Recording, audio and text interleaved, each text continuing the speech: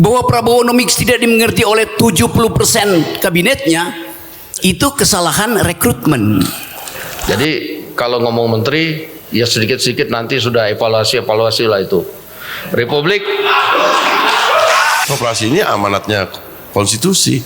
Bang Rocky Gerung tadi membicarakan soal Milton Friedman, kemudian soal Keynes. Pak Prabowo sudah membicarakan piring nasi rakyat saya akan sarapan dengan apa? Saya mau nangis ketika saya ketemu Habib Rizik kemarin 2 minggu lalu sama Jumhur. Habib Rizik bilang, kan gua kagum sama Raffi Ahmad. Gua bilang, gua aja kagum sama lu, Bib. Gimana lu kagum sama Raffi? Gua bilang, pasti gua lebih kagum.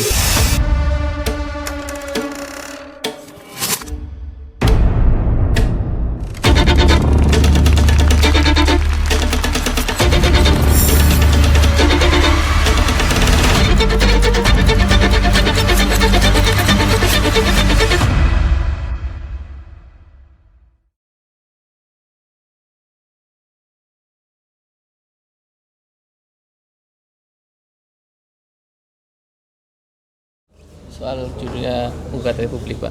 Ya jelas, semua orang sekarang ingin menggugat Republik, bukan menggugat Presiden. Itu arah Republik kan? Iya betul, Pak.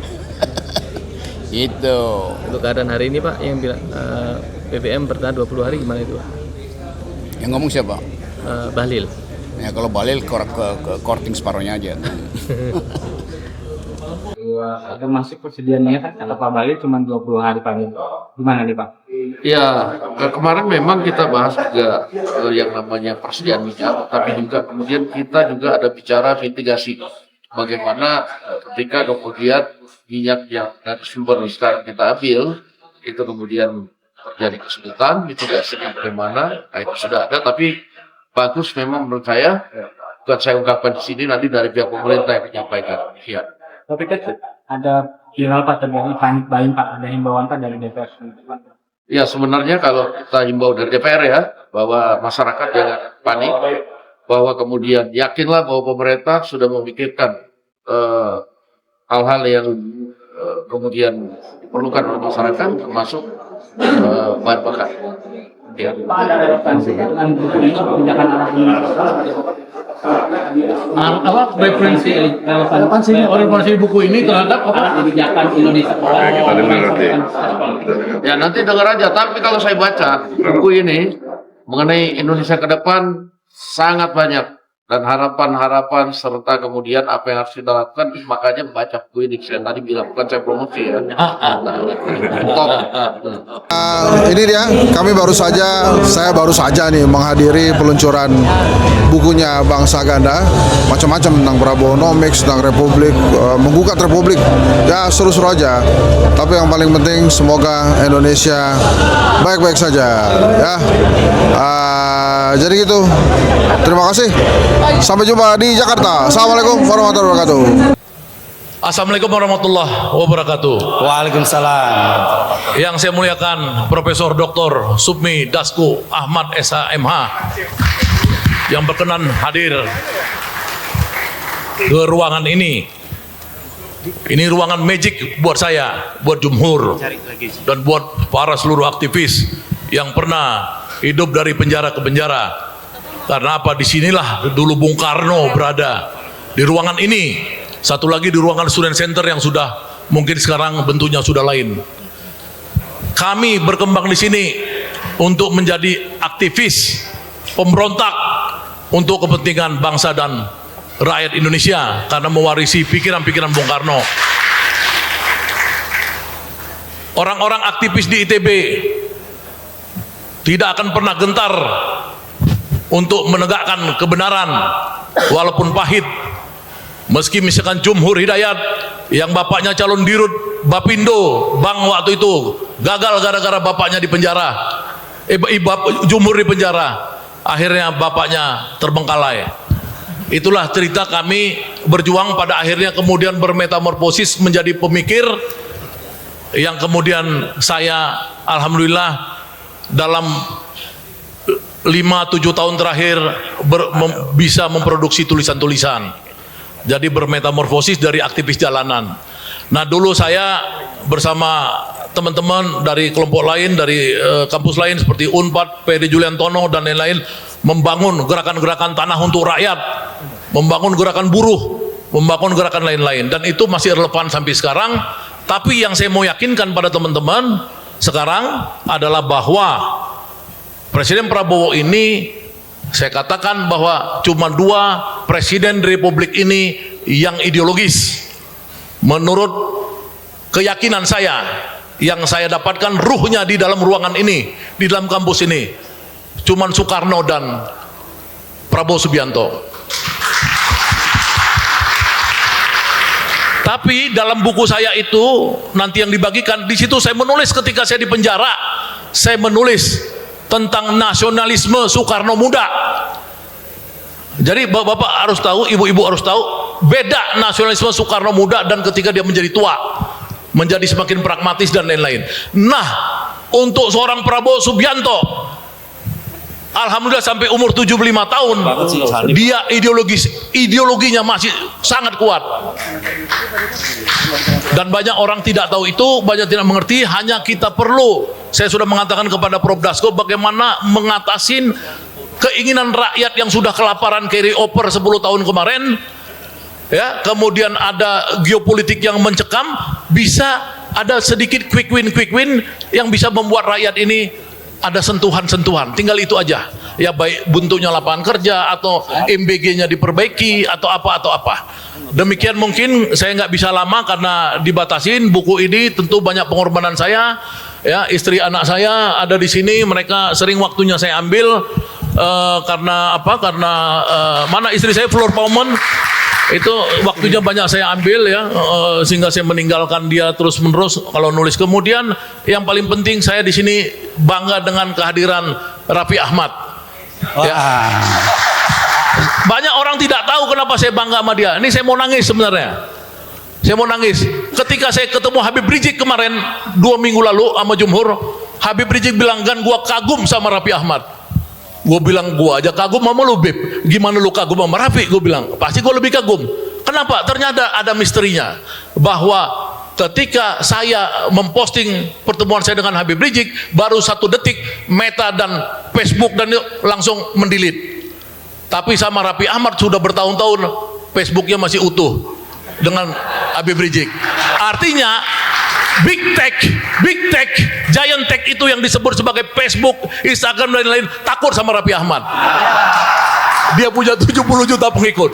Demikian, yang lain-lain udah disebutkan tadi, Pak Rocky Gerung, Pak Hersu, Edi Mulyadi, Antoni Budiawan dan lain-lain, para pejabat-pejabat BUMN. Ada Hakim Agung, ya, yang paling putih rambutnya itu Hakim Agung. Tuh. Nah, Hakim Agung, terima kasih. Wassalamualaikum warahmatullahi wabarakatuh. Silakan.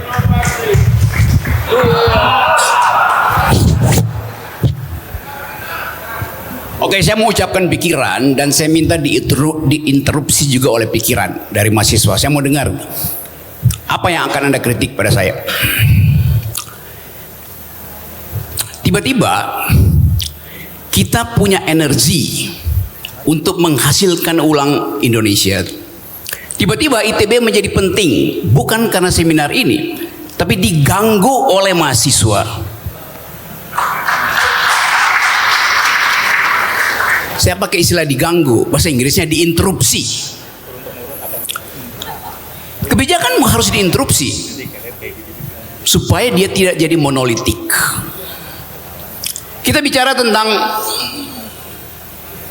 Prabowonomics. Saya nggak pernah tahu apa pikiran Prabowo. Sampai akhirnya dia sinopsiskan dalam istilah Prabowonomics, maka timbul percakapan akademis. Begitu disebut Prabowonomics, orang berpikir bahwa ada metodologi di situ, ada ideologi di situ. Jadi apapun, Prabowonomics sudah jadi genre economics. Baik buruknya Anda bongkar secara metodologi.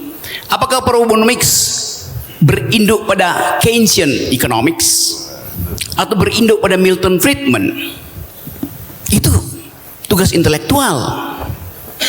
Bahwa Prabowonomics tidak dimengerti oleh 70% kabinetnya, itu kesalahan rekrutmen.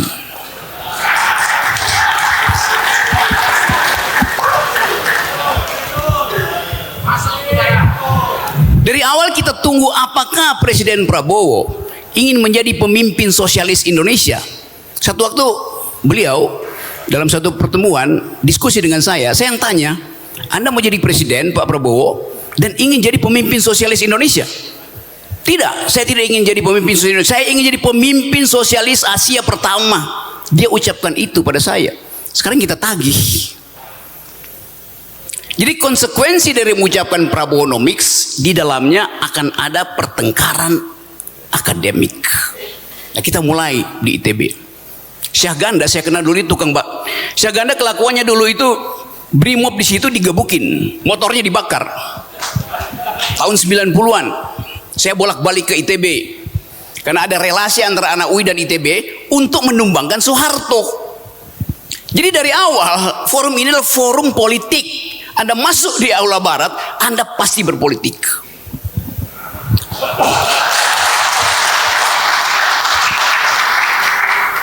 Dipakai istilah menggugat republik.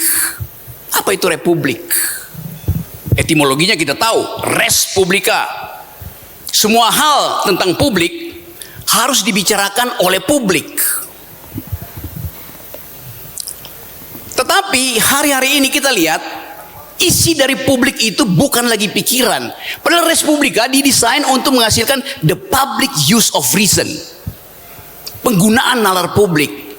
Sekarang komunikasi politik dikuasai oleh buzzer, dikuasai oleh influencer, dikuasai oleh algoritma. Republik dirancang supaya ada percakapan. Inti pikiran republik adalah konsolidasi. Kata konsolidasi dari kata Yunani, dari kata kon dan solidare. Kon artinya bersama-sama, solidare artinya diikat. Itu dasar pikiran republik. Sekarang adanya kon doang, solidarenya nggak ada tuh. Ada kebersamaan tapi tidak ada ikatan nilai. Karena itu Prabowonomics harus dipakai untuk mengikat nilai yang kita sebut republik.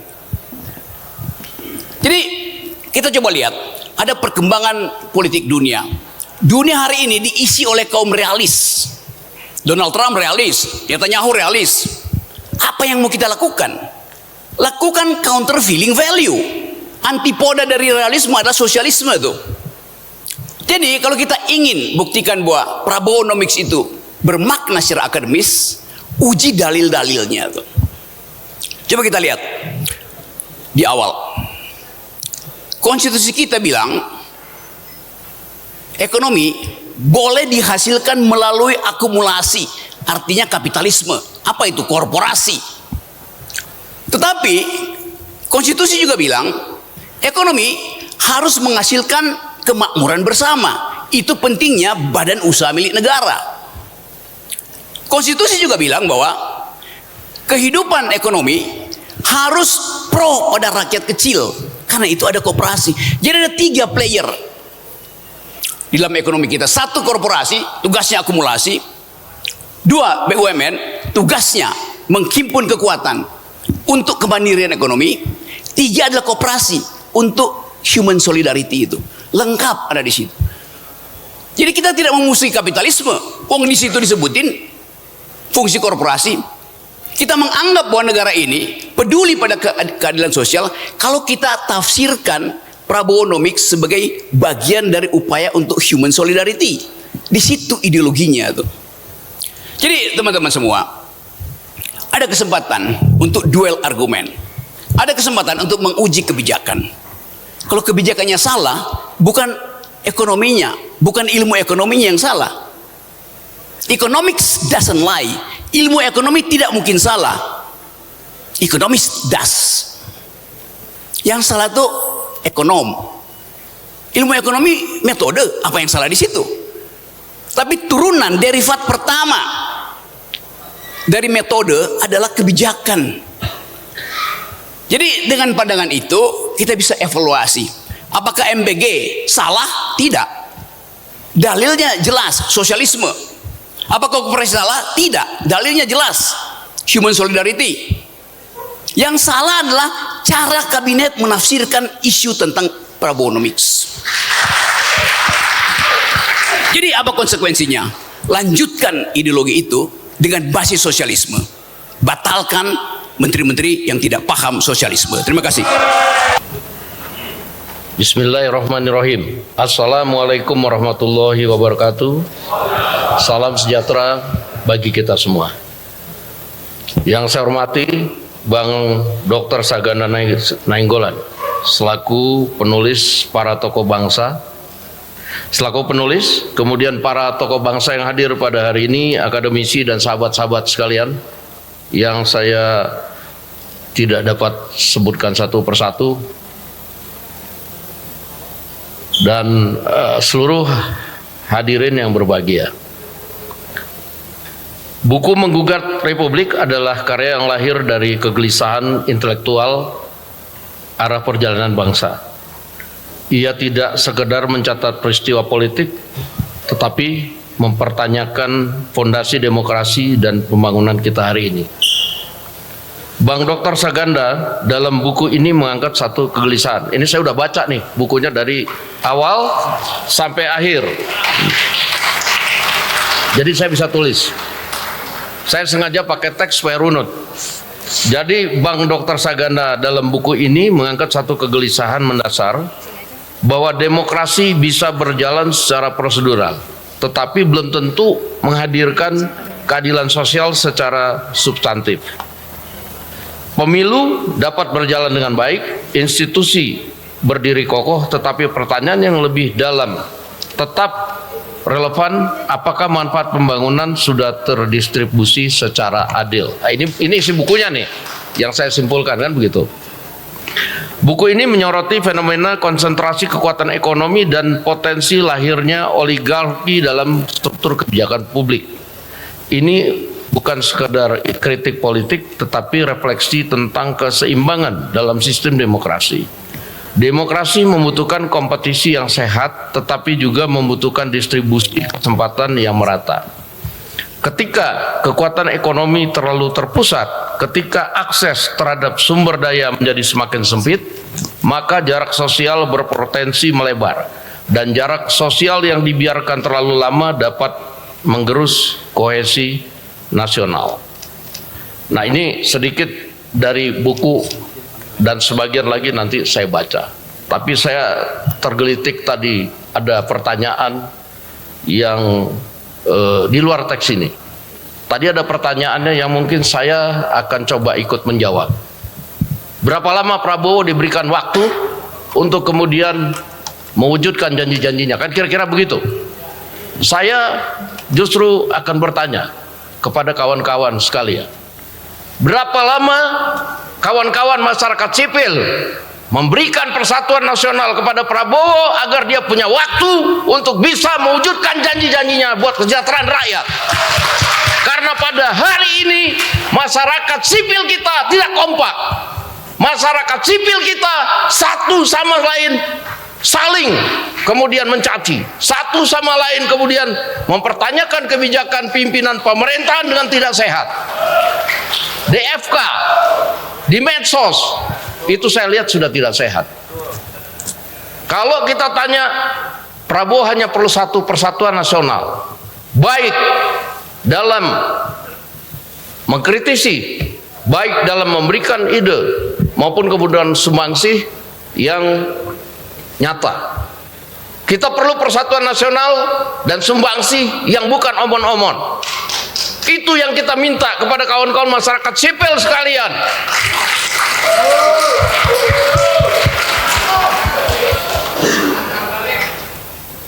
Kalau tadi ditanya misalnya, berapa lama kemudian memutuskan jarak dengan pendahulu misalnya. Ini karena forumnya adalah kita boleh bicara apa aja, betul nggak? Ya, ini kan forum akademisi, kan benar kan? Jadi kalau kita bicara soal itu, seharusnya pertanyaan itu nggak ditanyakan. Kenapa? Jarak itu akan mulai ketika kemudian sudah yang lama meninggalkan, dilantik yang baru, kan harusnya begitu, ya kan? Nah, kalau kemudian dibilang soal intervensi kebijakan, saya rasa enggak. bisa dilihat bahwa izin-izin misalnya pertambangan yang dikeluarkan entah pada zaman siapa, yang kemudian dikoreksi pada pemerintahan ini yang tidak memberikan kontribusi kepada bangsa, yang kemudian juga sudah diberikan izin pemanfaatan kawasan hutan, tetapi kemudian tidak ada kontribusinya buat negara. Saya bukan membela bahwa Pak Prabowo omong-omong, enggak. Tapi kenyataannya siapapun yang punya itu dan siapapun di belakangnya izinnya dicabut, tanahnya disita. Nah, oleh karena itu teman-teman sekalian, bahwa keadaan tadi dibilang oleh adik-adik mahasiswa tidak sedang baik-baik saja. Memang sedang tidak baik-baik saja. Ketika Prabowo dilantik, itu juga sudah tidak baik-baik saja. Benar nggak? Nah, kondisi global juga mempengaruhi, sangat mempengaruhi. Nah, tetapi yang paling penting tadi adalah bagaimana para teman-teman dari masyarakat sipil, misalnya itu mari kita bersatu. Saya lihat pemimpin-pemimpin masyarakat sipil yang potensial justru saling satu sama lain pada saat ini kemudian saling menjatuhkan, saling kemudian tidak memberikan ide yang sehat. Saya lihat misalnya di 105.000 mobil yang diimpor. Saya memang karena saya di legislatif, saya juga nggak terlalu banyak campur urusan eksekutif.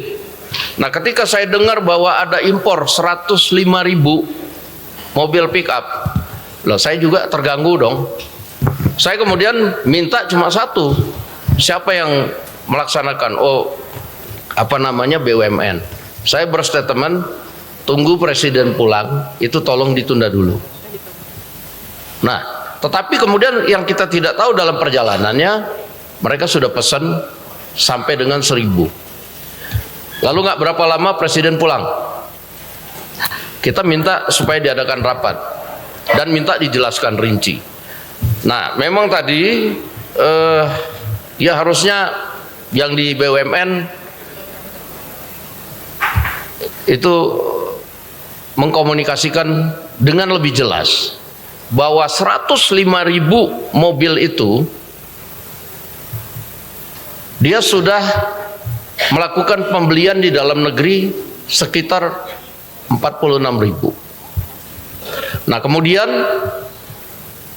ke Suzuki, ke Daihatsu dia sudah datang, tetapi mereka nggak bisa. Karena apa? Kebutuhan mobil mereka sudah dipesan oleh dapur-dapur MBG, misalnya begitu, yang pada saat ini juga sedang marak melakukan pembelian mobil. Lalu akhirnya dia datang, sebutlah kita ngomong ke Toyota. Toyota ada yang stok 4x2, bisa 4x4. Pabriknya di sini bisa produksi, tapi butuh waktu lama banget. Yang ready ada, masuk dari Thailand, tapi harganya hampir 2 kali lipat dari mobil yang dipesan dari India. Nah, oleh karena itu diputuskan bahwa oke, kita akan impor dari India dengan catatan 2027 ada pengusaha yang sudah akan bikin pabrik di Indonesia, sehingga kemudian yang namanya after sale service segala macam itu kemudian bisa terpenuhi dan kemudian pabriknya ada di sini. Nah, itu sementara soal mobil yang kemudian dari tahun ke tahun kita ini nggak punya namanya mobil produksi Indonesia yang benar-benar diproduksi.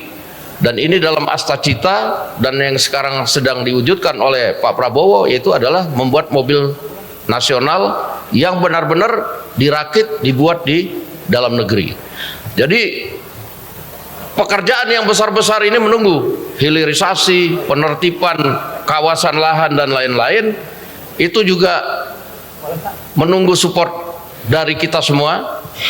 Tadi juga Bung Rocky Gerung sudah ngomong, kalau tentara itu nggak ada perdebatan, mereka satu komando A, dia ke bawah A. Tetapi masyarakat sipil ini kan nggak kayak tentara.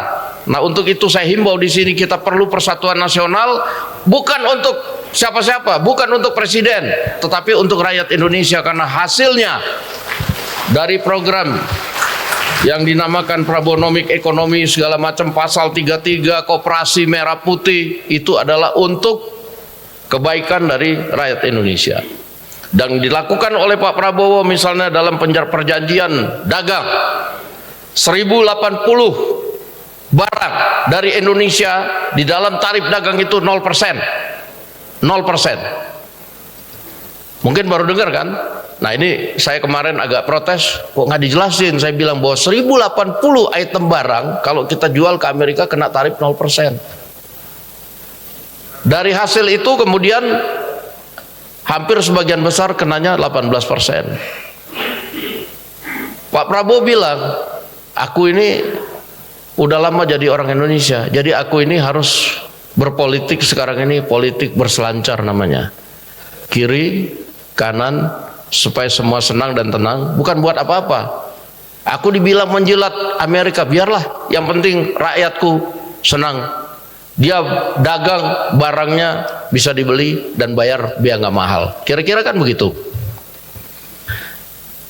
Saya jadinya banyak melenceng dari apa namanya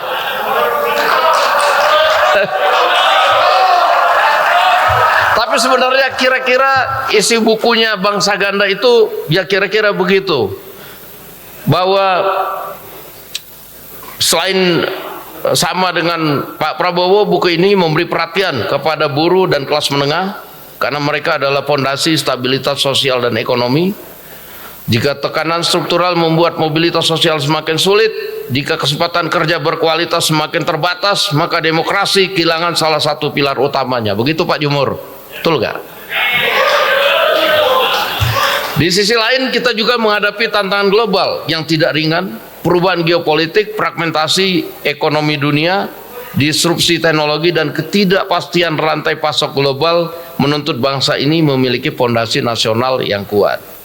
Dalam konteks inilah gagasan tentang kemandirian bangsa menjadi penting. Kemandirian bukan berarti menutup diri dari dunia. Kemandirian adalah kapasitas untuk menjaga kepentingan nasional, memperkuat kemampuan domestik dan memastikan kerjasama internasional membawa manfaat yang adil.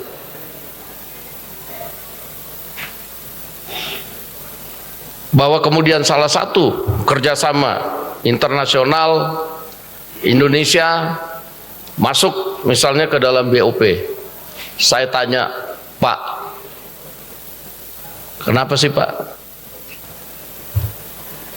Kamu tahu nggak katanya? Daerah zona-zona yang kita mau masuk itu adalah bukan zona-zona yang pada saat ini kosong. Daerah zona-zona yang kita masuk itu adalah zona-zona yang saat ini dikuasai oleh tentara-tentara Israel. Sehingga kalau kita kirim pasukan kita, pasukan-pasukan Israel itu akan keluar dari sana. Dan otomatis kita akan jaga saudara-saudara kita yang di sana. Kalau kita di luar, kita cuma omon-omon, kita gak akan bisa berbuat. Itu negara-negara Islam yang lain antara masuk keluar tuh nunggu Indonesia kemarin. Sehingga akhirnya Pak Prabowo bilang, oke, bismillah kita masuk, kita akan berbuat yang terbaik untuk bangsa Palestina.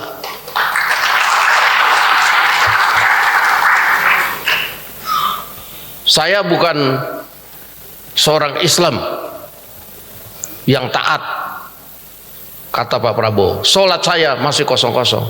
Tapi hanya Prabowo Subianto yang kalau keadaannya nggak perang sekarang ini, yang bisa menyelamatkan rakyat Palestina dengan mengirimkan tentara dan peralatan dan berdiri tegak di situ dan bisa diterima oleh saudara-saudara kita bangsa Palestina tanpa menimbulkan kecurigaan. Nah, itu kira-kira apa namanya sedikit-sedikit yang saya bisa dari hasil tadi yang pertemuan-pertemuan itu kan saya suka tanya kan gitu. Dan pada akhirnya saya simpulkan, Republik akan kuat jika rakyat merasa dilibatkan dan memperoleh manfaat nyata dari setiap kebijakan. Jadi kalau ngomong menteri, ya sedikit-sedikit nanti sudah evaluasi lah itu. Republik akan kokoh jika keadilan sosial tidak hanya menjadi prinsip normatif, tapi menjadi praktek nyata. Dan semoga Buku ini memperkaya percakapan kebangsaan, dan pertemuan kita pada hari ini memberikan manfaat bagi kita semuanya.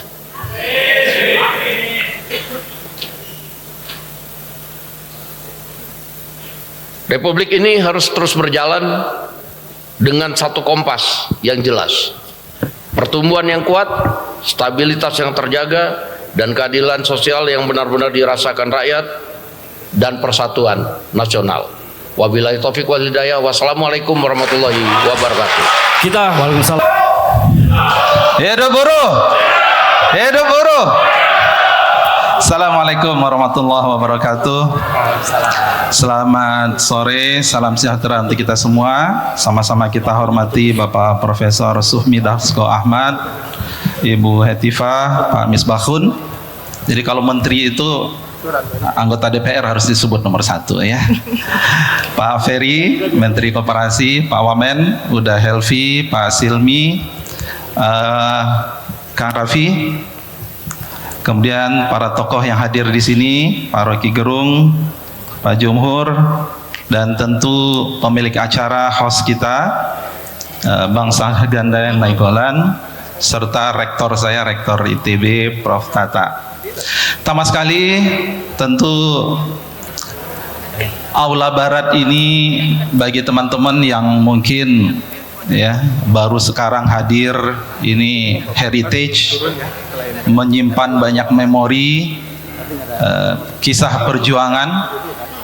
Dulu waktu saya kuliah, ya, setiap kita hadir di sini memang kita percaya bahwa aula ini akan menjadi tempat berdiskusi, tempat bertemunya para tokoh, tempat pergerakan, dan seterusnya. Dan terima kasih sudah mengundang kami di sini.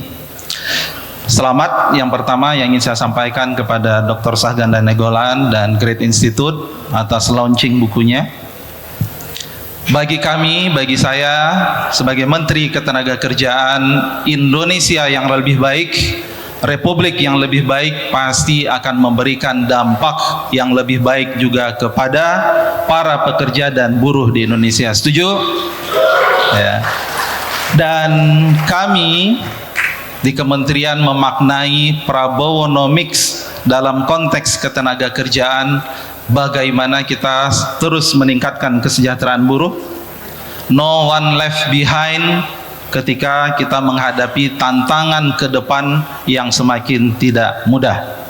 Kita menghadapi disrupsi teknologi, kita menghadapi AI, automation, kemudian tuntutan tantangan terkait dengan green job, green teknologi, dan semua itu menjadi tantangan kita dan kita harus siap menjawabnya. Dan saya yakin kolaborasi menjadi salah satu kunci, dan ini dimulai dari berbagai pemikiran-pemikiran yang bernas, yang strategis dari para tokoh, dari para akademisi, para aktivis, dan semuanya.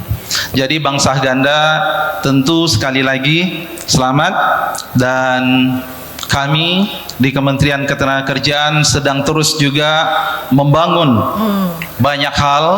Yang pertama, iklim hubungan industri yang baik, ya, hubungan industrial yang baik. Alhamdulillah minggu lalu kita baru mengumumkan terkait dengan bonus hari raya. Tahun ini terkait dengan kenaikan upah minimum, dan alhamdulillah didukung oleh banyak pihak. Kita sudah keluar dengan peraturan pemerintah, sehingga kita berharap tidak ada lagi dinamika di akhir tahun terkait dengan upah.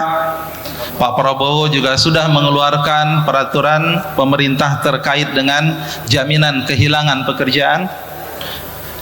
Pemerintah, Pak Presiden juga sudah keluar dengan program magang untuk lulusan perguruan tinggi. Sekarang kita menyiapkan pelatihan vokasi nasional untuk lulusan SMA dan SMK sederajat, dan insya Allah akan sekian banyak lagi program yang intinya semangat kami di Kementerian Ketenagakerjaan adalah industrinya maju dan buruhnya sejahtera.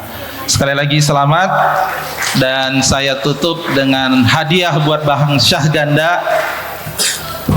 Pantun, burung merpati terbang tinggi, hinggap sebentar di dahan cemara.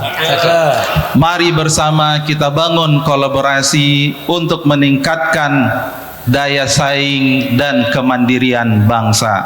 Wabillahi taufiq wal hidayah. Assalamualaikum warahmatullahi wabarakatuh. Waalaikumsalam warahmatullahi wabarakatuh. Selanjutnya kepada Pak Ferry.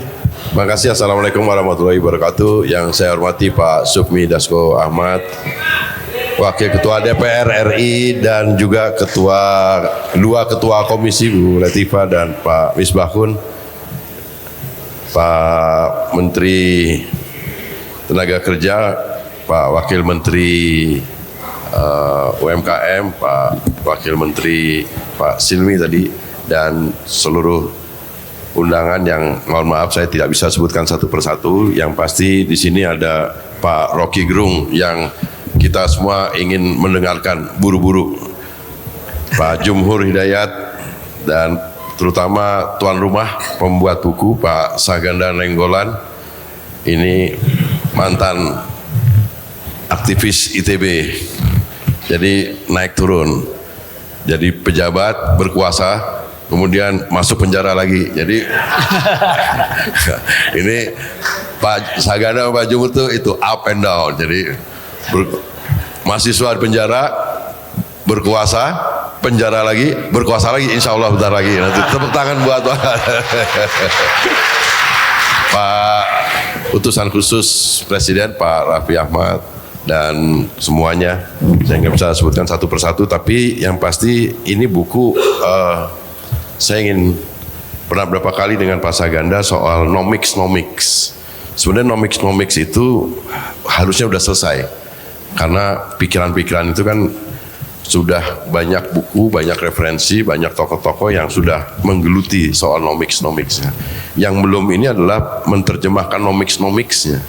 Nah, harapan saya buku Menggugat Republik ini adalah mengimplementasi nomics itu, apapun nomicsnya. Tapi kalau kita pinjam referensi Pak Presiden, Bapak Prabowo Subianto, akar dari ayah, akar dari kakek beliau memang tidak bisa dilepaskan dari akar sosialismenya dari Pak Margono Joyo Hadikusumo dan Pak Profesor Sumitro Joyo Hadikusumo. Akar itu kan ada dalam referensi yang tertuang di Undang-Undang 45 kita, yang memang nafasnya itu sosialis religius. Kemudian di pola pembangunan semesta berencana yang di situ ada Profesor Sumitro Joyo Hadikusumo-nya juga, pola pembangunan semesta berencananya pun juga sudah adalah semangatnya sosialis religius. Dan koperasi itu adalah memang nafas, bahkan disebut sebagai kesoko guru karena dia adalah mainstream perekonomian nasional. Jadi sebenarnya Presiden bukan melahirkan pikirannya sendiri, tapi sekarang Presiden sedang menjalankan amanat konstitusi dari kakek beliau, dari para pendiri Pak Karno, Pak Hatta dan lain sebagainya. Beliau turunkan. Kalau baca buku Pak Prabowo tentang paradoks Indonesia, kemudian ada strategi transformasi bangsa, itu sebenarnya udah langkah-langkah yang beliau sudah akan gunakan ketika, dan sekarang alhamdulillah beliau sudah jadi presiden, beliau sudah tahu apa yang akan dijalankan. Koperasi kenapa tiba-tiba menjadi penting di era Pak Prabowo? Karena tiba-tiba kita heran, kok koperasi?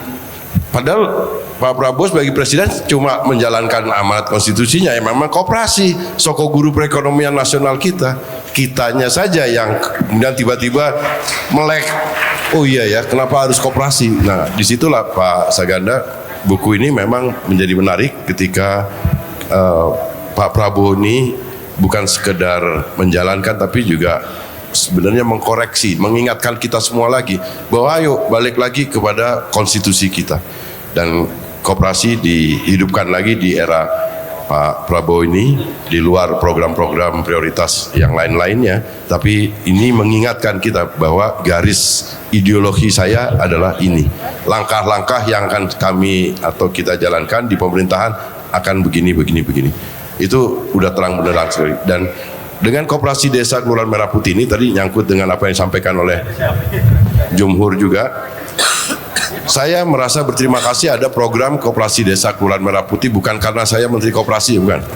Tapi dengan ada Koperasi Desa Kelurahan Merah Putih ini, saya berkesempatan keliling ke banyak desa, banyak kelurahan.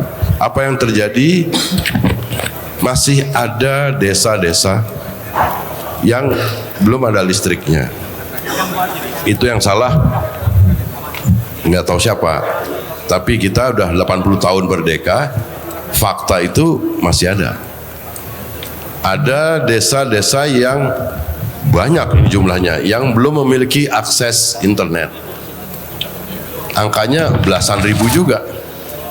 Desa yang tidak ada listriknya ribuan, mereka sekarang bisa nyalakan listrik menggunakan diesel. Solar yang mereka beli dengan harga yang bisa jadi lebih mahal dengan jatah bisa hidup 4-5 jam. Di desa-desa yang nelayan pesisir tidak ada stasiun pengisian bahan bakar solar untuk nelayan. Pabrik es batu relatif nggak ada. Jadi banyak fakta-fakta yang kemudian ada Astacita nomor 6, membangun dari bawah, membangun dari desa. Akhirnya kita bisa mengidentifikasi masalah-masalah yang masih ada di hadapan kita, termasuk masalah-masalah yang sangat mendasar. Dan Pak Presiden ini ketangkep sekarang masalahnya oleh Bapak Presiden, dan Bapak Presiden sekarang tinggal memberikan guidance kepada kita langkah-langkah. Program-program beliau udah banyak. Ada dari mulai program makan bergizi, program perumahan rakyat, segala macam. Tetapi koperasi desa itu bagian dari perwujudan ideologinya Presiden yang memang diturunkan dari darah dari kakek dan dari orang tua beliau. Dan bukunya itu adalah mencerminkan pikiran-pikiran yang ideologinya kerakyatan. Ekonominya pun juga kerakyatan. Perbandingan vis antara Prabowonomics dengan Serakanomics yang beliau sering buat perumpamaannya itu sebenarnya membantu menjelaskan kepada kita bahwa yang menjadi concern dari Presiden sekarang di Prabowonomics, kalau itu dikatakan sebagai nomics, adalah concern terhadap prioritas masyarakat kebanyakan, bukan terhadap elit. Dan kemudian banyak lagi soal-soal yang lain yang menurut saya ini menjadi penting menggugat Republik ini. Tapi kami juga, kita semua harus beruntung Pak Prabowo punya keberanian mengideologikan lagi ini pemerintahan, punya nafas yang punya referensi dari konstitusinya lagi. Balik, kita koperasi 20 tahun nggak ada yang ngurusin secara lebih utuh.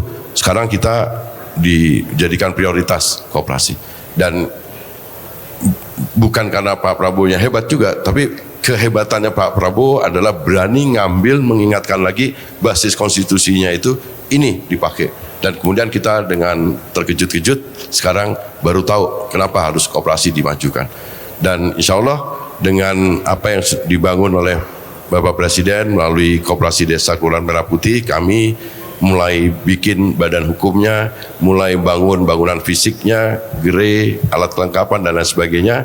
Nanti masuk ke tahap operasionalnya, itu akan membuat satu sistem baru ekonomi yang akan terjadi di lapangan. Menurut saya kita akan menyaksikan 2 tahun lagi insya Allah Koperasi Desa Kelurahan Merah Putih plus dengan program-program yang lainnya bersinergi, itu nanti akan bisa membuahkan. Baru ketemu tuh bentuknya Prabowonomics itu adalah seperti ini. Insya Allah 1 tahun ke depan kita akan udah mulai melihat perbandingan antara Prabowonomics dengan Serakanomics. Mungkin itu yang saya sampaikan. Terima kasih. Assalamualaikum. abang kita nih. 10 menit. Terima kasih. Assalamualaikum warahmatullahi wabarakatuh.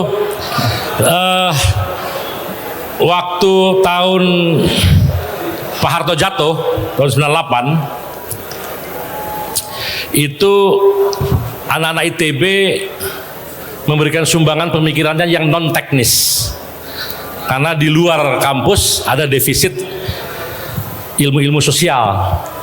Maka anak-anak ITB bikin PSIK, main-main di dunia politik, diskusi-diskusi dan sebagainya yang tidak ada hubungan dengan teknik.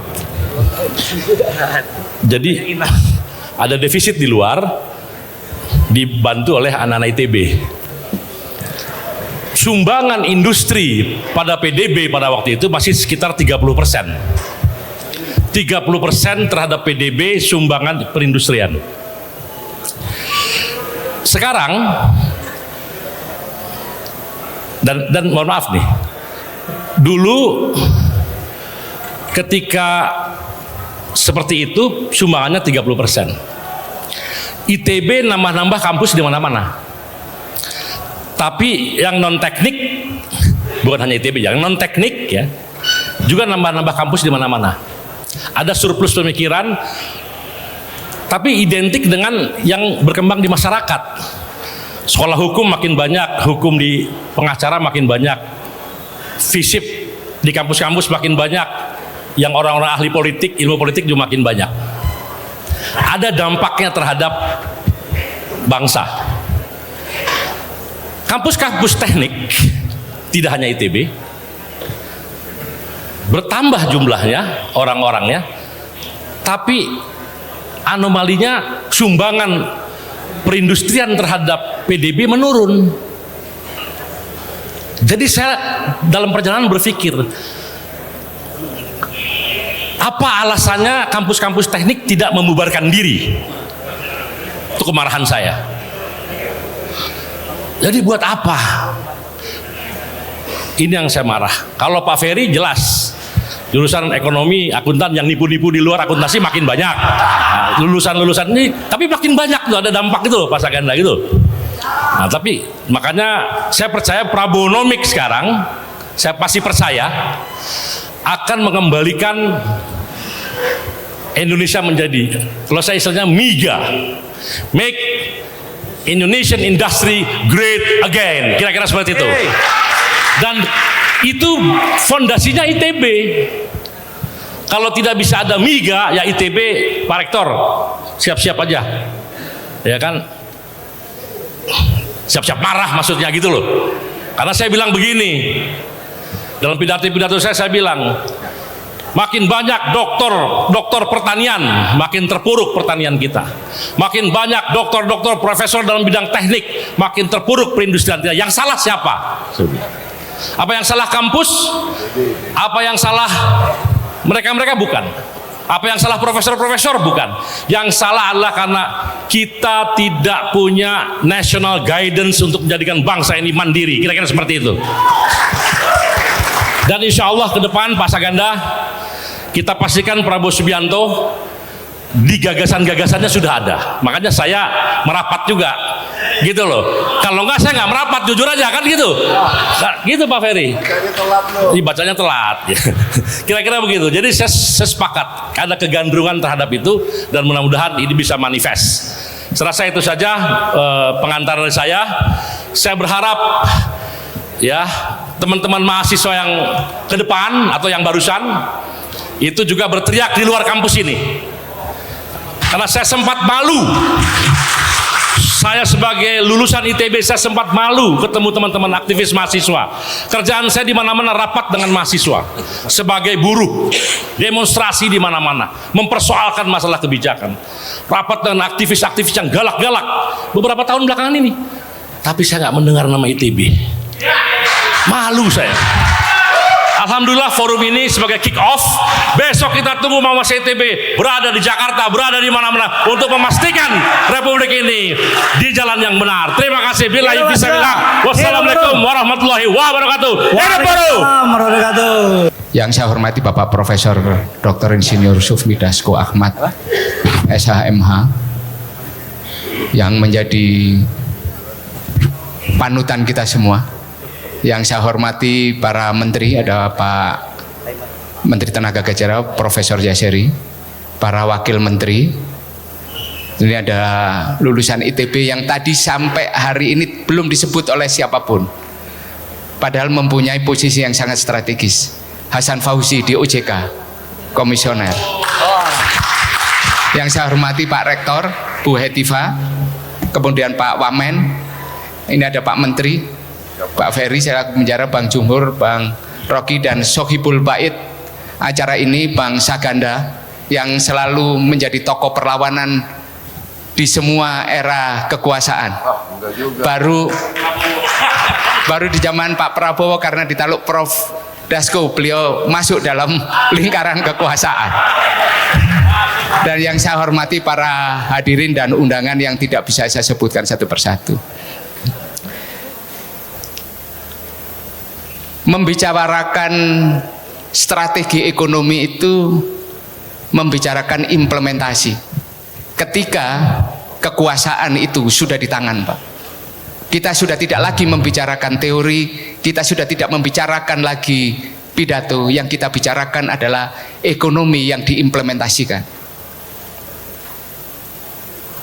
Karena tadi pembukaan pidatonya itu sumpahnya presiden, menjalankan konstitusi dan menjalankan undang-undang. Ketika semua aktivis mengepalkan tangan di jalan, presiden ketika sejak hari pertama dilantik, dia sudah memikirkan apa yang akan dia kerjakan untuk rakyatnya. Diimplementasikan apa? Dalam bentuk program-program yang terukur.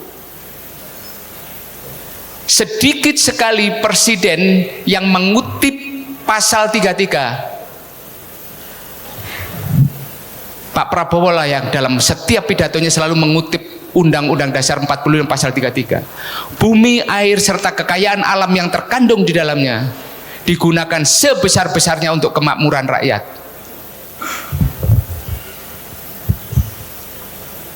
Penguasaan inilah, Pak, kemudian selalu disampaikan di banyak forum. Cabang-cabang produksi yang penting bagi negara dan menguasai hajat hidup orang banyak dikuasai oleh negara dan digunakan sebesar-besarnya untuk kemakmuran. Bayangkan kekayaan alam, kenapa negara membicarakan menguasai, tidak membicarakan memiliki? Lah ini adalah konsepsi para pendiri bangsa. Nah, sekarang bayangkan tadi Pak Rocky satu kereta sama saya, sama Pak Menteri. Saya sampaikan, presiden yang mengutip konstitusi dan kemudian menjalankan konstitusi hanya Pak Prabowo, Pak. Yang memikirkan sampai piringnya rakyat berisi apa, itu Pak Prabowo, Pak. MBG itu implementasi dari pemikiran dari seorang presiden yang ingin memastikan generasi penggantinya itu adalah generasi yang diintervensi oleh negara kecukupan gizinya. Itu intervensi negara, Pak. Jadi kalau Bang Rocky Gerung tadi membicarakan soal Milton Friedman, kemudian soal Keynes, Pak Prabowo sudah membicarakan piring nasi rakyat saya akan sarapan dengan apa? Jauh, Pak. Gitu.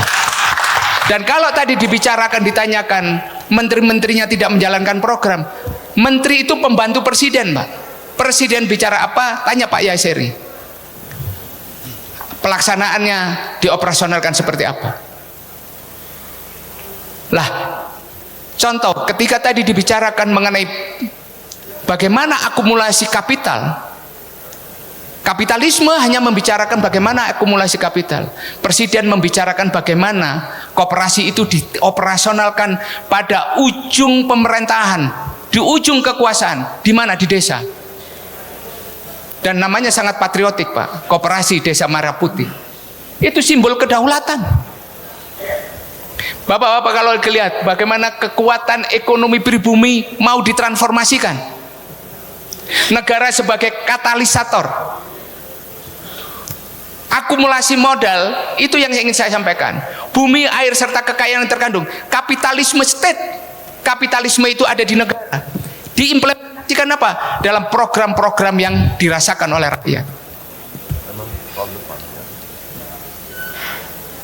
Yang terjadi saat ini apa? Mencegah terjadi kebocoran ekonomi sumber daya itu oleh orang yang menyalahgunakan.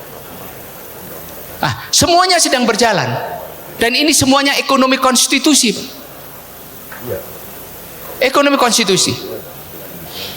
Dalam rangka apa? Mewujudkan jarak antara konstitusi yang di langit kemudian menjadi kebijakan yang bisa dilaksanakan dan dioperasionalkan. Bayangkan, ekonomi skala ekonominya, infrastruktur dibangun, semua dibangun. Membangun koperasi Desa Merah Putih itu, Pak, bagaimana membuat barang produksi bisa nyampe di tengah-tengah rakyat melalui jalur ekonomi yang efisien di dalam sebuah sistem yang dioperasionalkan oleh koperasi. Koperasi itu adalah bentuk oleh usaha bersama, akumulasi urunan, iuran pokok, iuran wajib, iuran sukarela. Tidak ada dividen di sana, yang ada sisa hasil usaha yang berputar kembali kepada anggotanya. Dan itu akan dipakai untuk mengurusi kebutuhan rakyat, misalnya beras, cabai, telur, minyak goreng, dan sebagainya. Dan itu bayangkan dioperasionalkan oleh inisiatifnya oleh negara. Dilibatkan kekuatan kapital negara di Bank Himbara untuk aktif mendistribusikan pinjamannya. Kurang apa lagi presiden kita? Kalau kemudian Bang Rocky Gerung mengasih menyanyikan, presiden kita kurang sosialis seperti apa? Bahkan iuran jaminan kesehatan, BPJS kesehatan, yang tadinya mau akan penerima bantuan iuran mau dihapus oleh Pak Dasko, dibatalkan karena itu tidak sesuai dengan keinginan Bapak Presiden. Dibatalkan. Bayangkan, sekarang negara ingin kuat lagi di sektor pangan. Kedaulatan pangan, kedaulatan energi akan diperkuat. Bapak Ibu sekalian, ada yang luar biasa kemarin ditandatangani. Semua orang mengkritik ketika perjanjian ART dengan Amerika. Tetapi ketika pecah perang antara Israel Amerika menyerang Iran, distribusi minyak dunia terganggu. Ketika kita mengimpor dari Amerika, walaupun itu dikritik oleh banyak orang, itu jalan keluar yang membuat sebagian pasokan energi kita itu terpenuhi dan kebutuhan energi kita bisa tercukupi. Walaupun itu memang masih belum menjadi bagian dari ketahanan dan kedaulatan energi kita. Tapi strategi itu ternyata apa? Memberikan penguatan terhadap strategi-strategi lain untuk diimplementasikan. Pada kesempatan ini saya ingin menyampaikan bahwa presiden dengan kekuatan politik yang paling masif, karena apa? Dari 8 partai politik parlemen, hanya 1 yang tidak memberikan dukungan, walaupun tidak oposisi secara langsung. Presiden paling kuat saat ini dukungan politiknya adalah Bapak Prabowo Subianto. Tinggal satu hal, bagaimana menteri-menteri itu menjalankan perintah presiden sesuai dengan arahan presiden yang sebenar. Inilah yang paling penting. Dan saya ingin menyampaikan di akhir kalimat bahwa kalau kita ingin meyakini bahwa konstitusi yang berjalan saat ini hanya di zamannya Pak Prabowo lah presiden yang ingin setiap getaran hati rakyat itu beliau ingin merespon dengan kebijakan. PP tidak naik, itu respon sangat luar biasa. Adanya FBG, adanya Koperasi Desa Merah Putih, kedaulatan pangan dan kedaulatan energi itu adalah ekonomi konstitusi, dan konstitusi itu adalah landasan Prabowo-nomik yang harus dioperasionalkan oleh para menterinya. Sekian, terima kasih. Assalamualaikum warahmatullahi wabarakatuh. Rocky Gerung, kira-kira berapa lama? Pertanyaan kan seperti itu ya, akan kita minta. Oke. Silakan Pak Rocky. Berapa lama 2 tanker yang ditahan di Selat Hormuz tiba di dapur emak-emak supaya piringnya tidak kosong? Itu jawabannya. Kata Bahlil 20 hari itu. Tapi saya sering tidak percaya pada statistik yang diucapkan oleh kabinet. Masalahnya itu, emak-emak juga nggak percaya. Kalau saya korting 50%, bagaimana membuktikannya? Oh, ada grafiknya. Oh iya. Tapi grafik itu bisa direkayasa hanya untuk menjilat presiden. Kan kejujuran mesti diberikan tuh. Jadi kalau dikatakan bahwa krisis sudah sedang terjadi, pasti. Tapi mitigasinya bagaimana? Itu soalnya tuh. Saya beri nama keadaan hari ini dengan faktor tertahannya suplai energi dunia dan kondisi daya beli masyarakat kita hari ini. Kita ada di dalam keadaan the beginning of the end. Semua data sosiologi ada di situ. Kalkulasi politik ada di situ. Jadi kalau kita buka persoalan, dengan gampang kita tahu ada potensi kerusuhan politik di tingkat elit. Bayangkan misalnya kalau dia crossfire dengan 20 hari tidak tersedia BBM yang diklaim oleh Bahlil. Mudah. ITB bisa bikin modeling untuk uji itu, bahwa akar ketiga dari 8 sama dengan 2, karena 2 pangkat 3 adalah 8. Matematikanya ada di situ. Tapi kalau keadaan itu dihasilkan semata-mata dengan matematika statistik, semua variabel bisa berubah. Jadi kita ingin persoalan ini terbuka itu. Dan saya anggap bahwa kabinet, menteri-menteri, sejumlah menteri lebih sibuk dengan public relation dirinya tuh. Tidak mau mendengar public opinion publik.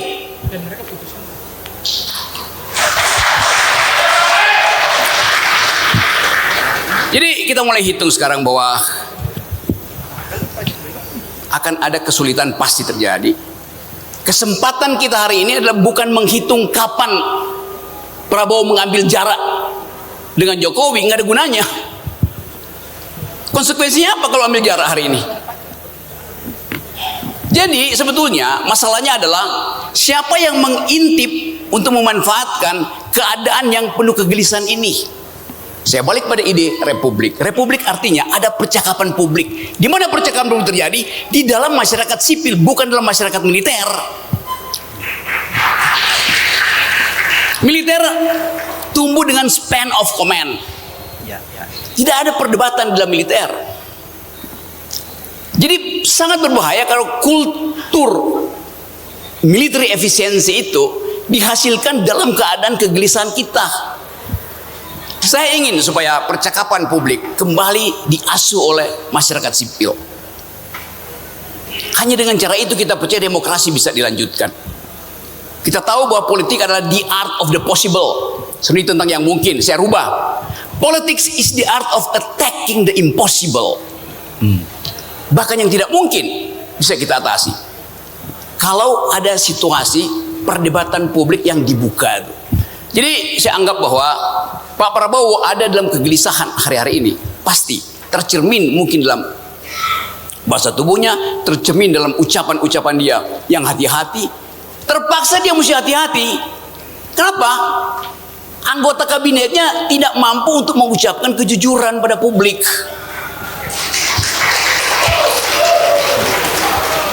Jadi sekali lagi teman-teman, kita ingin agar supaya forum di ITB ini menjadi basis kita untuk mengukur siapa pemimpin yang boleh kita izinkan bertanding setelah badai ini berlalu. Saya ingin supaya ITB bikin filter. Calon pemimpin 2009, pertama dia harus lulus etikabilitas, integritasnya. Kedua, kalau dia lulus etikabilitas, kita uji intelektualitasnya. Di mana diuji? Ya di forum ini, bukan di forum dangdut. Jadi jadikan panggung ini panggung untuk menguji intelektualitas calon pemimpin. Kalau calon itu lulus etikabilitas, lulus intelektualitas, baru kita suruh dia pergi cari lembaga survei untuk tahu elektabilitasnya. Itu aturan berpikirnya tuh. Dan setiap calon pemimpin dia mesti do speak global security, do speak environmental ethics, do speak human solidarity. Gampang kita bikin parameter itu. Jadi parameter itu dibikin dulu sebelum kita berupaya untuk mengintip keretakan di dalam rejim. Ada gunanya. Jadi sekali lagi teman-teman, saya kira ini forum yang baik untuk memulai pikiran. Karena di ITB dihasilkan kegelisahan.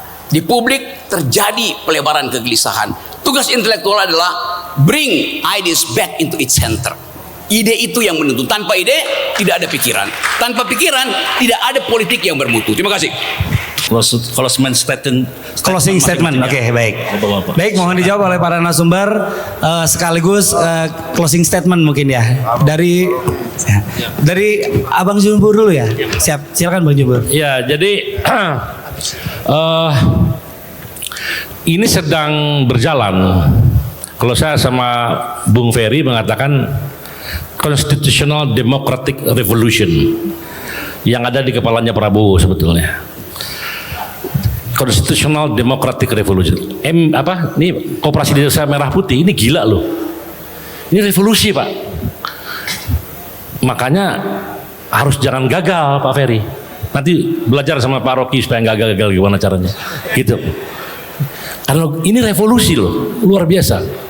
Tapi konstitusional, tidak berdarah-darah, dibantu oleh Pak Misbakun anggarannya dan Pak Dasko, kan gitu. Banyak lagi, ada 28 yang merusak lingkungan di Sumatera, entah itu zaman siapa diberi izinnya, dibatalkan oleh Presiden Prabowo. Sekarang pada teriak-teriak tuh, ada yang mungkin merasa dekat dan sebagainya, tapi dibatalin. PSN yang aneh-aneh dibatalkan dari sekian ratus itu, dan dipilih hanya beberapa yang masuk akal. Jadi sebetulnya sedang berlangsung proses pembalikan ini. Nah, proses koreksi ini sedang berlangsung dan lain-lain lah, banyak ceritanya nanti mungkin Pak Misbakun.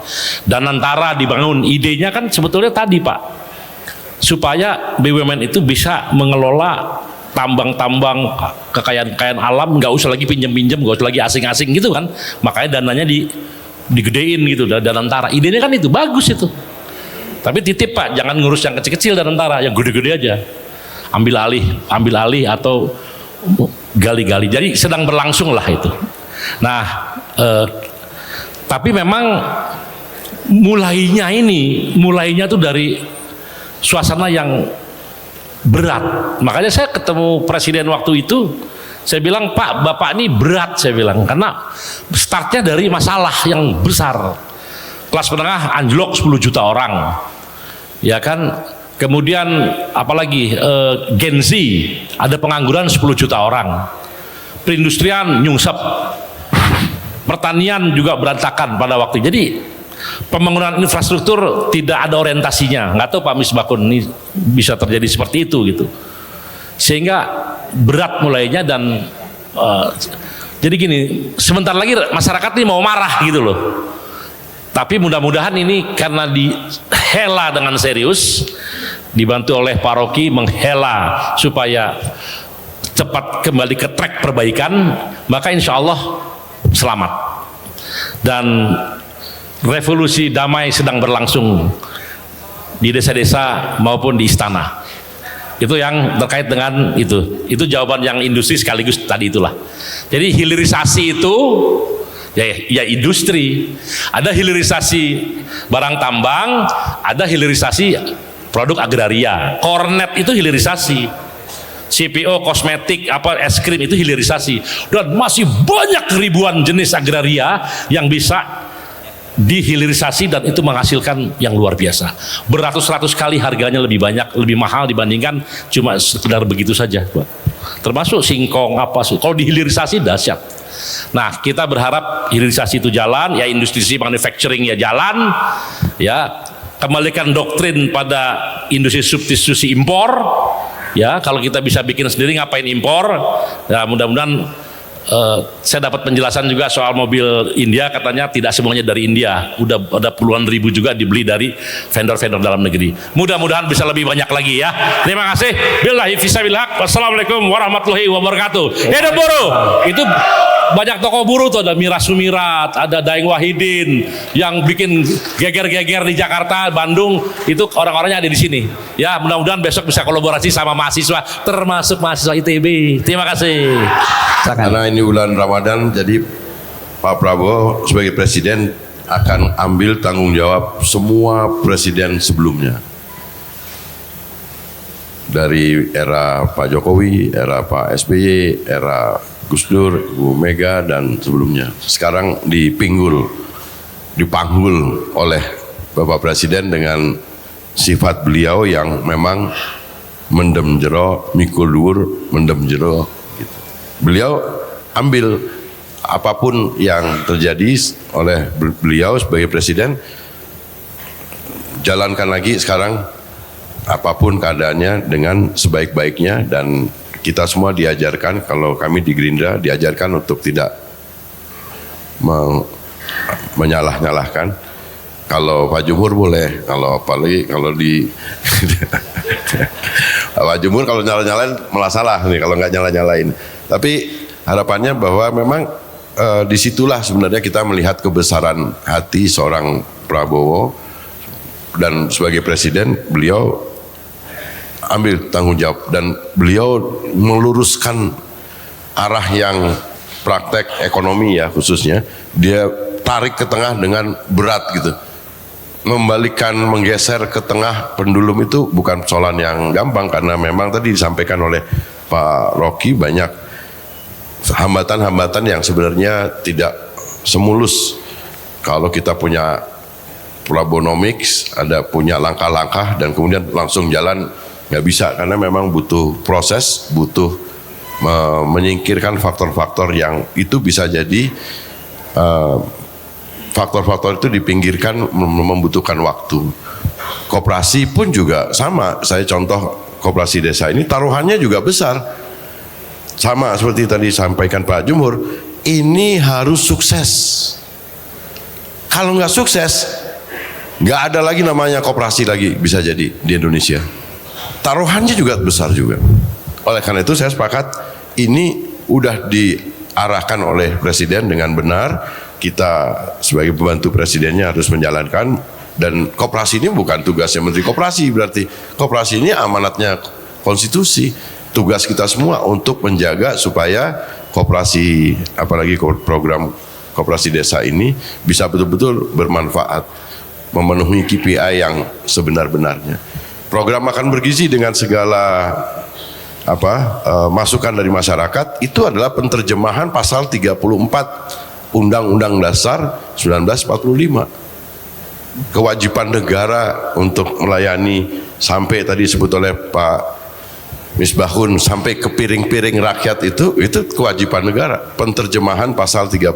Jadi memang Presiden sedang menjalankan revolusi damai, menjalankan kembali pasal-pasal yang ada dalam Undang-Undang Dasar 1945, khususnya pasal 33 dan pasal 34 yang memang itu menjadi warna dari ideologi kerakyatannya Undang-Undang Dasar 1945. Mungkin itu aja, saya akhiri. Terima kasih. Baik, terima kasih Pak Ferry. Ini membicarakan soal hilirisasi. Hilirisasi ini adalah sebuah proses yang mau tidak mau, ketika Indonesia sebagai negara resource based economy harus memberikan nilai tambah. Sementara ini kalau kita bicara tentang negara-negara barat tidak pernah mau membagi teknologinya kepada siapapun, maka kita harus bisa memaksa mereka untuk merepatriasi teknologinya ke wilayah sumber daya alam. Dan inilah yang menjadi salah satu kunci ke depan keberhasilan kita. Hilirisasi ini memang baru pada tahap awal. Banyak sumber alam kita mulai dari pangan, perikanan, perkebunan, kemudian mineral, sampai kepada mineral kritis. Semuanya harus diberikan nilai tambah. Karena apa? Sebelumnya kita mengekspor semua dalam keadaan mentah dan tidak ada bedanya dengan pada saat kita mengekspor mentah semua seperti pada penjajahan VOC. Itu adalah pilihan ekonomi yang paling rasional. Soal teknologinya datang dari mana, itu adalah persoalan lainnya. Berikutnya adalah ketika kita membicarakan soal Pak Prabowo sebagai seorang presiden. Beliau ini adalah Presiden Republik Indonesia ke-8. Ketika beliau menjadi Presiden Indonesia ke-8, mulai dari sisa-sisa VOC penjajahan Belanda, penjajahan Jepang, Presiden Republik Indonesia 1 sampai yang ke-7, semuanya menjadi warisan kekuasaan yang harus beliau emban sebagai seorang kepala pemerintahan dan kepala negara. Sebagai seorang patriotik, sebagai seorang patriot, beliau mempunyai jiwa yang sangat besar. Pada saat meresmikan Danantara yang merupakan ide dan gagasan Pak Sumitro, semua presiden diundang. Tapi yang hadir beberapa, dan semua itu dalam rangka apa? Beliau ingin menunjukkan kepada seluruh bangsa, seluruh rakyatnya, bahwa beliau adalah presiden yang menerima semua warisan dari presiden-presiden sebelumnya, dan beliau memberikan tempat yang terhormat kepada seluruh presiden-presiden sebelumnya. Dan ini adalah sebuah kebesaran jiwa, kebesaran seorang pemimpin, dan tentunya kita tidak sedang ingin mempertentangkan itu semua. Itu yang harus kita kuatkan dari jiwa kepemimpinan seorang Prabowo Subianto. Soal demokrasi tadi yang disampaikan oleh Bang Jumhur, sebagai seorang jenderal purnawirawan, kita harus memperkuat sisi sipilnya Bapak Prabowo. Beliau adalah seorang tentara, seorang TNI, jenderal, maka demokrasi yang paling kuat adalah demokrasi sipil. Karena itu adalah kesempatan terbaik kita untuk bisa saling menghargai kebebasan, menghargai pemikiran, intelektualitas dan sebagainya, untuk hadir di dalam setiap perumusan kebijakan, dalam setiap permasalahan bangsa, mulai dari masyarakat paling bawah sampai kepada pengambilan keputusan di tingkat atas. Kita harus memperkuat pilar-pilar civil society, kebebasan orang untuk selalu mengutarakan apa yang menjadi keinginannya, memfasilitasi hal-hal yang seperti ini adalah memfasilitasi sebuah kritis. Tetapi jalur ini tidak boleh jalur yang ditutup rapat, jalur yang harus tetap diberikan saluran. Karena apa? Karena negara kita adalah negara yang berdiri di atas prinsip demokrasi. Itu yang bisa saya sampaikan. Terima kasih. Assalamualaikum warahmatullahi wabarakatuh. Waalaikumsalam warahmatullahi wabarakatuh. Assalamualaikum warahmatullahi wabarakatuh. Selamat sore semuanya. Yang terhormat Pak Profesor Sufmi Dasko Ahmad, Ibu Hetifah, Pak Yasirli, Pak Ferry, dan tentu saja ini Bang Syahganda, legend di kalangan mahasiswa. Pasti Bapak nggak kenal saya kan? Bang Syahganda pasti nggak kenal saya, tapi saya tahu ini. Zaman itu siapa yang nggak tahu Syahganda?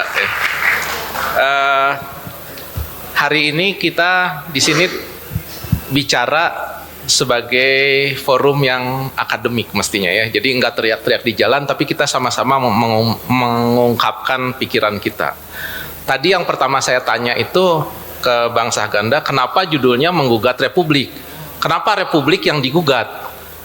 Kalau saya usul Bang ya, judulnya tuh diganti menggugat kaum terpelajar untuk membangun republik. Jangan berantem terus gitu ya. Kita sama-sama bangun gitu ya. Politik kita adalah politik kebangsaan gitu. Arahnya harus sama, jangan saling tabrakan, nggak ketemu vektornya ini. Ya, kalau semuanya sana kan resultannya nol tuh. Resultannya harus sama begitu ya. Ini bedanya saya dengan Sahganda mungkin ya. Kalau pas Sahganda adrenalinnya tinggi. Saya jalur sunyi. Tapi saya itu ketua himpunan juga Bang, anggota FKHJ juga. Beda jalur ya. Bukan jalur adrenalin. Nah, yang ingin saya sampaikan di sini adalah perjalanan kita sudah panjang dan kita saat ini sudah mencapai USD 5.000. Kita sudah mencapai middle income country. Sudah saatnya kita berpikir ulang tentang Indonesia ini. Sudah harusnya kita pindah dari menjual tanah air, hanya menggali sumber daya alam, menjadi menciptakan SDM unggul dan teknologi yang memberi nilai tambah tinggi. Dan itu semua perlu konsistensi kebijakan. Nggak bisa setiap 3 tahun, 5 tahun kemudian ganti kebijakan. Karena itu perlu kebijakan jangka panjang. Dan sudah waktunya kita membuang mental inlander. Kita udah terlalu lama menganggap bahwa kalau buatan luar negeri pasti bagusnya, buatan dalam negeri pasti jeleknya gitu ya. Kapan kita mau percaya dengan produk kita sendiri, kapan kita mau percaya dengan kemampuan kita sendiri.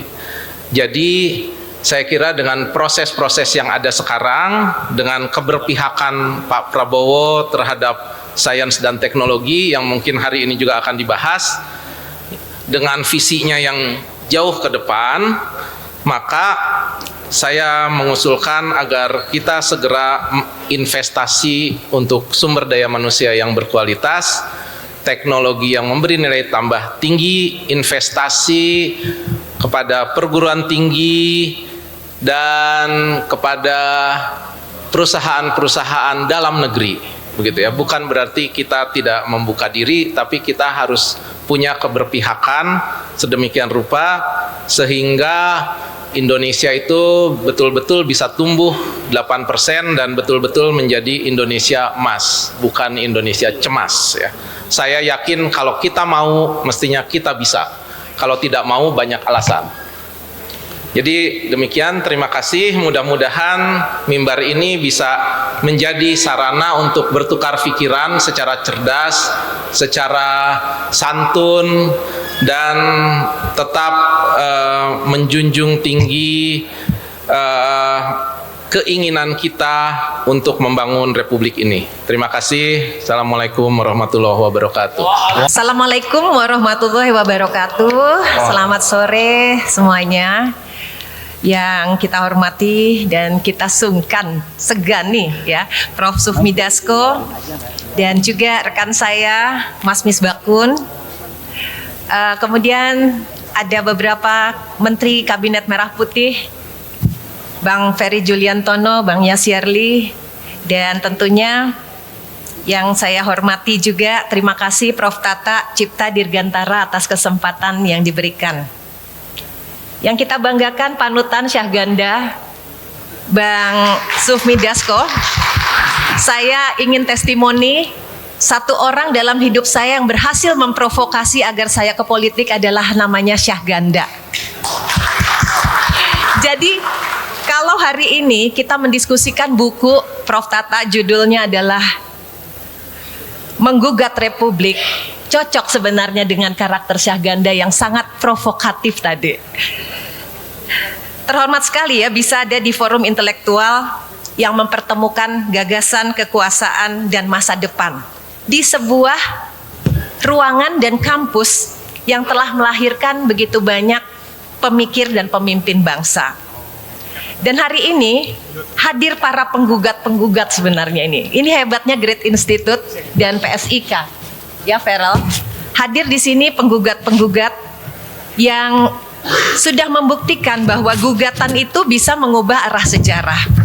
Ada Bang Jumhur yang mengingatkan bahwa suara pekerja tidak boleh tenggelam dalam statistik pertumbuhan gitu ya. Dan ada Bang Rocky Gerung. Bang Rocky ini selalu konsisten memastikan nalar publik tetap terjaga. Padahal kadang-kadang kita pengen istirahat juga dari perdebatan, Bang. Dan di sisi parlemen nanti Mas Bisbakun juga menggugat bukan dengan spanduk tapi dengan angka-angka APBN, karena pada akhirnya keadilan sosial juga diuji di tabel anggaran ya Mas. Jadi kalau nanti diskusi kita panas, saya kira ini tanda bahwa republik kita masih memiliki energi intelektual. Karena republik yang benar-benar dalam kondisi berbahaya bukan republik yang banyak perdebatan, tapi republik yang sepi pertanyaan. Jadi menggugat itu sebenarnya kalau saya lihat dari bukunya Syahganda bukan menolak republik atau ingin merusaknya, tapi bagi Syahganda menggugat itu bentuk cintanya untuk meyakinkan bahwa cita-cita keadilan sosial tidak berhenti pada teks konstitusi tapi juga hadir dalam realita kehidupan kita sehari-hari. Luar biasa nih Bang Ganda. Saya kira hari ini tema seminarnya Prabowonomik, Demokrasi dan Arah Republik ke Depan mengajak kita semua untuk melihat relasi antara ekonomi dan politik secara lebih mendalam. Jika Prabowonomik kita maknai sebagai orientasi pada kemandirian nasional, hilirisasi dan penguatan ekonomi berbasis kepentingan bangsa, maka demokrasi memiliki peran penting untuk memastikan bahwa arah kebijakan tersebut tetap berpihak pada rakyat. Karena demokrasi tanpa keadilan sosial melahirkan ketimpangan. Keadilan sosial tanpa kemandirian ekonomi akan rapuh, dan kemandirian tanpa kualitas sumber daya manusia akan semu. Maka sebagai pimpinan Komisi 10 yang membidangi pendidikan, saya meyakini kemandirian bangsa ini Prof. Tata bertumpu pada kualitas SDM-nya. Dan kampus seperti ITB ini dan juga perguruan tinggi lain seperti Universitas Kebangsaan Indonesia bukan hanya pusat ilmu dan teknologi, tapi pusat peradaban di mana masa depan Republik dipersiapkan. Dan teman-teman semuanya, kehadiran kita semua dari berbagai latar menunjukkan bahwa kita masih punya ruang dialog yang sehat. Kang Raffi hadir ya, dan teman-teman yang saya lihat di sini banyak juga dari tokoh pendidik, ada teman-teman dari berbagai organisasi. Republik ini tidak pernah selesai. Ini proyek kita bersama dan harapan terbesar kita bukan hanya republik yang stabil tapi adil. Bukan hanya tumbuh tapi merata. Bukan hanya berdaulat secara politik tapi mandiri secara ekonomi dan juga unggul secara pengetahuan. Selama kampus masih menjadi ruang berpikir merdeka, selama para pemimpinnya seperti Prof. Susmi Dasko bersedia mendengar, selama generasi mudanya seperti Ferel berani bertanya dan juga berkarya, kita percaya Republik ini akan menemukan jalannya menuju kemajuan. Terakhir tentunya sebagai penutup, saya yakin buku ini bukan wacana politik, tapi betul-betul Pak Tata menjadi refleksi kebangsaan. Selamat Bung Syahganda, selamat teman-teman Great Institute. Terima kasih ITB, terima kasih Pak Dasko. Semoga buku ini bisa memperkaya perspektif kita semua dan memperkuat komitmen kita pada Indonesia yang adil, demokratis, dan mandiri. Wassalamualaikum warahmatullahi wabarakatuh. Assalamualaikum warahmatullahi wabarakatuh. Waalaikumsalam. Yang saya hormati Pak Profesor Sufmi Dasko Ahmad sebagai Wakil Ketua DPR RI. Lalu di sini ada alumni kebanggaan kami, ada Pak Yasirli dari Teknik Industri yang kali ini menjabat sebagai Menteri Ketenagakerjaan Republik Indonesia. Ada Bu Hetifah. Kami sempat beberapa kali bertemu ya Bu. Terakhir saat rapat dengar pendapat membahas isu mengenai pendidikan yang ada di Indonesia. Tepuk tangan dulu untuk Bu Hetifah. Lalu ada rektor kebanggaan kita semua, Pak Tata Cipta Dirgantara. Mungkin boleh tepuk tangan lagi buat Pak Tata. Dan yang terakhir ada Bang Syahganda Nainggolan. Kebetulan kami sama-sama di Teknik Geodesi, sama-sama IMG, Bang. Kamrat. Oke, mungkin di sini, oh ya, dan para tamu undangan beserta hadirin yang saya hormati dan saya banggakan. Pada sore hari ini mungkin pertama-tama saya ingin mengucapkan selamat terlebih dahulu kepada Bang Ganda atas peluncuran bukunya, dan terima kasih banyak para tamu undangan di sini hadir, para pejabat-pejabat nasional yang pada kesempatan kali ini saya mewakili keluarga mahasiswa Institut Teknologi Bandung mungkin tidak akan berbicara banyak mengenai acara atau kegiatan yang kali ini dilaksanakan. Karena ini bertepatan dengan banyaknya stakeholder yang ada di Indonesia yang hadir pada forum atau diskusi pada sore hari ini, maka dari itu perkenankan saya untuk turut sesuai dengan judul kegiatan atau acara yang dilakukan pada sore hari ini, menggugat Republik. Yang mana di sini saya akan membacakan beberapa keresahan-keresahan kami yang muncul di sudut-sudut kampus ITB kami tercinta. Yang harapannya ini juga bisa menjadi wadah bagi para pejabat nasional di Republik Indonesia ini untuk turut bisa mendengarkan apa keresahan-keresahan kami yang ada di kampus ITB tercinta ini. Indonesia hari ini sedang tidak baik-baik saja. Ketidakstabilan ekonomi sudah lama dirasakan langsung oleh rakyat. Daya beli turun, harga-harga naik, dan kesenjangan antara angka pertumbuhan yang diklaim dengan kenyataan di meja makan keluarga biasa terus melebar.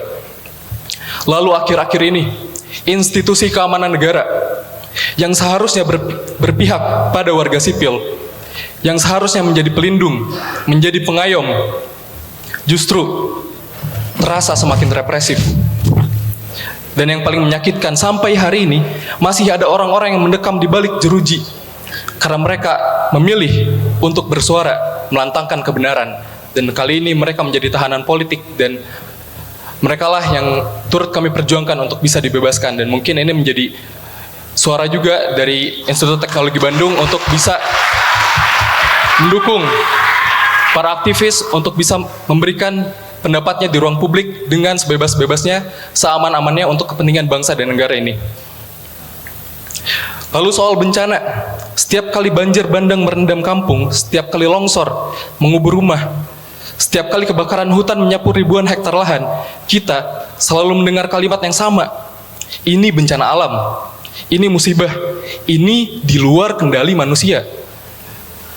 Tapi nyatanya, peneliti tata ruang dan ekolog sudah lama mencatat bahwa bencana-bencana ini adalah konsekuensi yang bisa diprediksi dan sudah diperingatkan sebelumnya. Konsekuensi ini dari izin tambang yang diterbitkan di kawasan, tangkapan air dari hutan lindung yang dialihfungsikan untuk konsesi perkebunan dan proyek strategis nasional, dari kebijakan pembangunan yang bertahun-tahun mendahulukan target investasi di atas keselamatan ekosistem. Alam tidak tiba-tiba marah. Kita yang sudah lama membuat pilihan-pilihan yang membuat kita semakin rentan terhadapnya. Dan selama negara terus menyalahkan alam tanpa mengevaluasi kebijakannya sendiri, tidak akan ada mitigasi yang akan cukup untuk kedepannya. Farel, waktu tinggal 4 detik. Baik, terakhir, di tengah semua kondisi itu dan di tengah semua gejolak yang ada, mungkin pada hari ini karena kami mungkin dari mahasiswa cukup concern dalam kegiatan pada sore hari ini di kampus yang seharusnya menjadi salah satu tempat yang masih bisa berbicara jujur tentang kekuasaan, tempat di mana pernyataan selalu bisa dipertanyakan, dan tempat di mana data bisa mengalahkan tahta dan argumen mengalahkan dari otoritas. Tapi garis antara ruang intelektual dan juga ruang penyebaran dogma menjadi semakin semu. Dan ketika kepentingan masuk ke dalam kampus tanpa melewati pintu kritisisme, dan ketika kampus hanya dipakai sebagai backdrop legitimasi untuk para pejabat nasional untuk bisa memberikan dan mendapatkan panggung-panggung tanpa mendapatkan diskusi atau dialektika dari jantung ITB itu sendiri, yaitu sivitas akademikanya, maka ini semua tidak hanya atau tidak lebih daripada sebuah politisasi kampus yang pada akhirnya hanya menjadi panggung bagi politisi untuk bisa mendapatkan legitimasi di ITB ini. Waktunya sama semua 5 menit. Mungkin sekian yang dapat saya sampaikan pada kesempatan kali ini. Mungkin teman-teman saya di belakang dari berbagai warna jaket himpunan yang ada di Institut Teknologi Bandung ingin memberikan sepatah dua patah yang pada akhirnya harapannya bisa dapat didengarkan dan juga bisa dapat untuk dikonsolidasikan secara nasional oleh pejabat nasional yang hadir di sini. Terima kasih. Wassalamualaikum warahmatullahi wabarakatuh. Waalaikumsalam warahmatullahi wabarakatuh. Terima kasih. Terima kasih kepada para tamu yang memberikan sambutan.